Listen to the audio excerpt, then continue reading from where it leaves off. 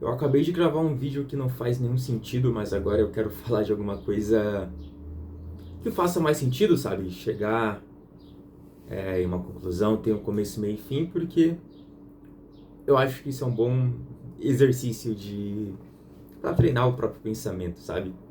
É, então eu vou falar sobre a questão de otimizar demais a nossa vida, sabe? Porque assim, a gente vê na internet aquelas rotinas que são encaixadinhas ali, acorda cedo, vai, toma café da manhã, exercício e tal ali, parece que a pessoa nunca para 2 minutinhos para scrollar a rede social, só que tipo, isso é uma rotina que não faz o menor sentido, no sentido de não ser algo real, não é como se fosse totalmente irreal, mas o que eu quero dizer é que é impossível ser produtivo 100% do tempo, e se você é produtivo 100% do tempo, você também é um cara doente, porque o corpo humano não foi feito para isso, sabe? Ah, a gente é tipo, tipo um carro, a gente vai consumir combustível, e aí de repente a gente vai quebrar, vai passar alguns dias, algumas semanas no mecânico, parado, sem fazer nada, até conseguir voltar ao normal, às vezes ali com alguma sequela, mas continuar andando. E a grande questão é que quando a gente para pensar, muitas vezes a gente tenta otimizar demais a nossa vida para tentar aproveitar ela da melhor maneira, e não me entenda mal, né? Como se você não devesse fazer isso. Mas é uma questão mais de tomar cuidado com os extremos, porque, citando o meu caso, por exemplo, às vezes eu consigo terminar uma tarefa ali 10 minutinhos mais cedo do que esperado, então eu basicamente ganho 10 minutos a mais no meu dia. E às vezes eu penso, pô, vou aproveitar esses 10 minutos para fazer algo produtivo, sabe? E aí, o que acontece? Ao invés de eu aproveitar a satisfação de terminar uma tarefa, eu aumento meio que o meu teto de satisfação, porque até então, minha satisfação é ser aqui com a conclusão da tarefa X. Então, teoricamente, aqui eu ficaria satisfeito, só que o que acontece é que eu adiciono mais uma task, e ao invés de me sentir satisfeito, eu me sinto inclinado, sei lá. Enfim, eu tenho que fazer mais para ficar satisfeito, sabe? E se a gente não tomar cuidado, esse degrau ele vai continuar subindo, porque sempre existe alguma coisa para fazer, sabe? Então, a gente acaba caindo naquela ilusão de que se a gente terminar aquelas 10 tarefas que estão anotadas, a gente vai ficar livre.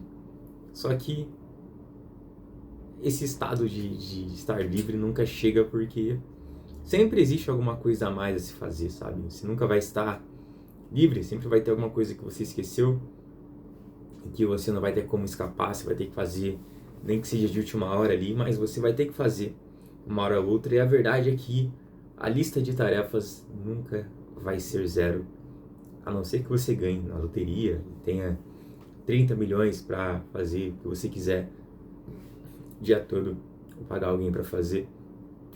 Mas enfim, no cenário realista, isso, isso não é possível. Então, uma coisa que é muito mais interessante de se fazer, ao invés de aproveitar um tempo extra ali, uns 10 minutinhos para fazer alguma outra coisa útil, aproveitar esse tempo para simplesmente se sentir satisfeito, sabe? Lá, por exemplo, pensa numa corrida, uma quilometragem bem comum é 5 km. Então pensa um corredor depois de uma prova de 5 km.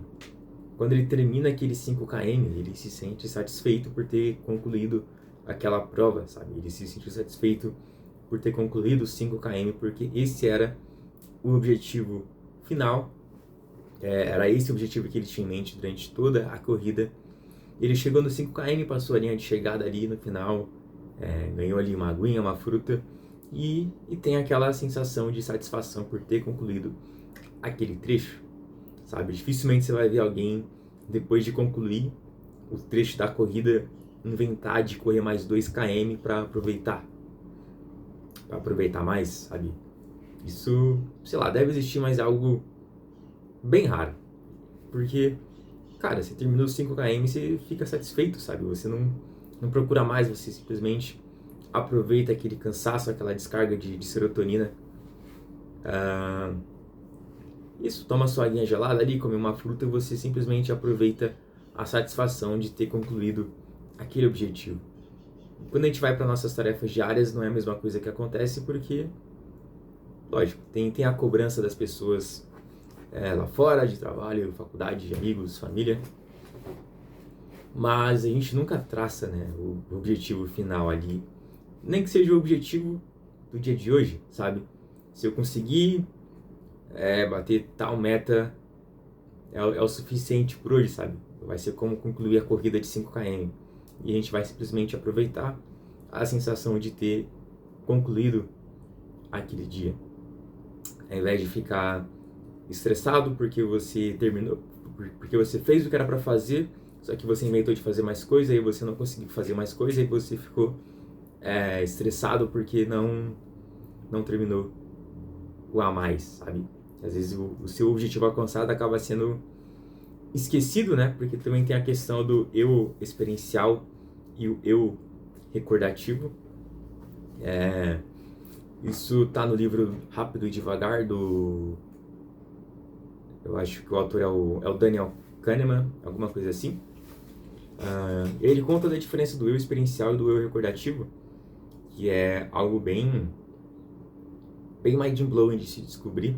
Eu não sei se eu vou conseguir explicar de uma forma clara, mas, resumidamente, o eu experiencial é o seu eu de agora, sabe? É você aí que tá me assistindo, que você tá vivendo o momento presente, sabe? No sentido de você tá experienciando aquele momento. Mas o que realmente vai ficar na sua memória é o seu eu recordativo, que é totalmente influenciado pelo final de algum evento. Então, por exemplo, mantendo nesse caso aqui do vídeo, o seu eu experiencial está aqui assistindo o vídeo. Quando você terminar ele, o que vai acontecer é que o seu eu recordativo ele vai estar ancorado com o que tiver no final desse vídeo, e o final vai determinar como foi a sua experiência na sua memória. Então, quando você for buscar aquela informação na sua memória, não vai ser da mesma forma do que o seu eu experiencial está experienciando nesse momento. Vai ser da forma como o seu eu recordativo lembrou. Eu acho que esse exemplo foi horrível, então tem um exemplo que é muito simples. Pensa aí, se um filme ele começa triste e termina feliz, ele é um filme feliz. Agora, se o filme tem um começo feliz e tem um final triste, é um filme triste. Concorda comigo?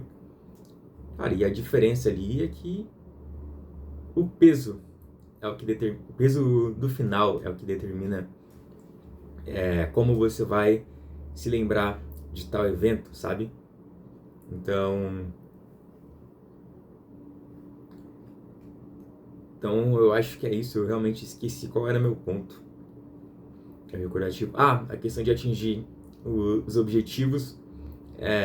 Como eu falei, né, tem essa questão do final sempre pesa mais. Então, se você conclui o seu objetivo para aquele dia, e aí você acrescenta mais um, o seu eu recordativo, ele não vai se lembrar de que você terminou o que era para fazer.